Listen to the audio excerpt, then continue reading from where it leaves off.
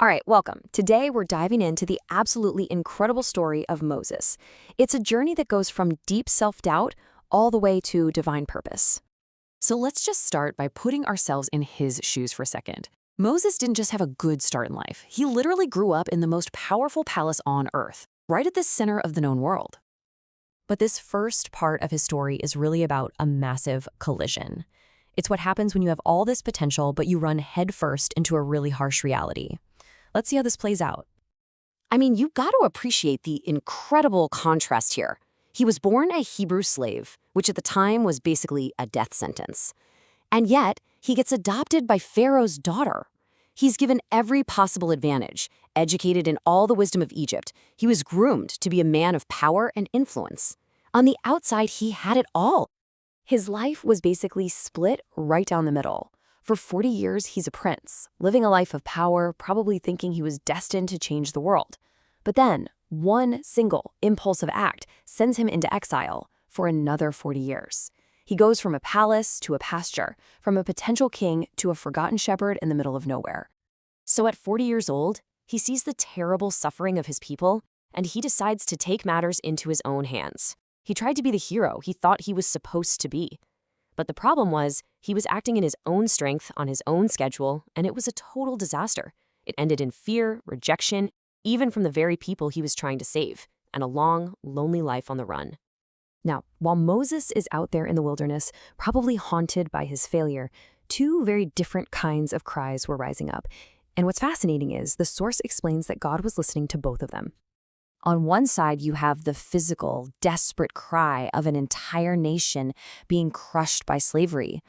But the source draws this really powerful parallel to another kind of cry, one that's maybe a lot more familiar to us. It's that internal groaning, that deep disappointment with yourself when you fall short, when you know what you should do but you do the opposite. The Bible has a name for this internal struggle: sin.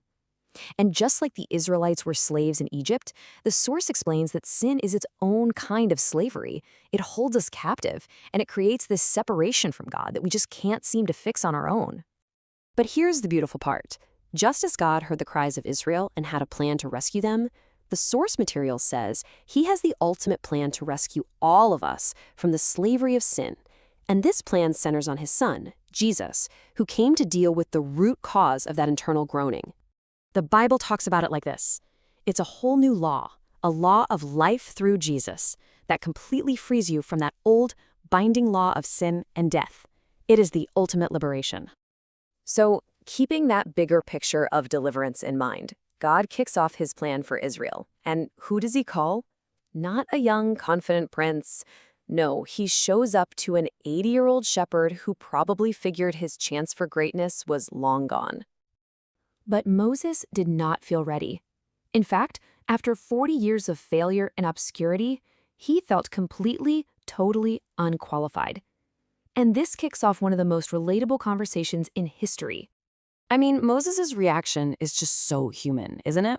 We've all been there, faced with some huge task, and that little voice in your head just screams, "You've got the wrong person. I am not qualified. I'm not skilled enough. I'm not brave enough for this." That's exactly where Moses' head was at. His first excuse is all about his identity. Who am I? He asks. The last time he was somebody in Egypt, he was a prince. Now, he's just a shepherd. He feels like he has zero status to walk in and confront the most powerful man in the world. His second excuse comes right out of his past failure. What if they don't believe me? The last time he tried to help, his own people rejected him. He had absolutely no credibility. This wasn't just fear talking, it was the painful memory of being misunderstood. And finally, he points to what he thinks is his biggest personal weakness. He basically says, "I'm not a good speaker. I get tongue-tied." He felt like he lacked the most fundamental skill he'd need for this job. Now, for every single one of Moses' very real, very human excuses, God had a perfect answer. And these answers weren't just about making him feel better, they were about completely shifting the focus off of what Moses couldn't do and on to what God could do. To Moses' first excuse, "Who am I?" God's answer is a game changer. He doesn't say, "You're great, Moses." He says, "I will be with you." See that? It suddenly doesn't matter who Moses is. What matters is who is with him. To solve the credibility problem, God didn't just give him a pep talk, he gave him power. He gave Moses 3 undeniable signs he could perform. These weren't magic tricks. They were tangible proof that Moses wasn't there on his own authority. He was representing the God of their ancestors. And for Moses' lack of skill, his fear of public speaking, God's solution was so practical. He didn't just snap his fingers and make Moses an amazing orator. Instead, he provided a helper. He says, "What about your brother Aaron? I know he can speak well." He provided a partner to fill the gap. This whole exchange shows us something absolutely fundamental. When God calls us to do something, he doesn't just point the way and leave us to struggle. He provides exactly what we need to get it done. And that brings us to the real heart of the story. The point is, God never expects you to do his work on your own. He promises his presence. He gives you courage when you're afraid and strength when you feel weak. And if you don't have a certain skill, he'll either give it to you or he'll provide a partner who does. So our confidence isn't supposed to be in ourselves, in our own qualifications or abilities. It's meant to be rooted entirely in the faithfulness of the one who calls us in the first place. If he calls you to it, he will see you through it. And so the source reminds us that this whole journey of living out God's purpose, of finding the courage to act despite our fears, it all starts with one foundational step.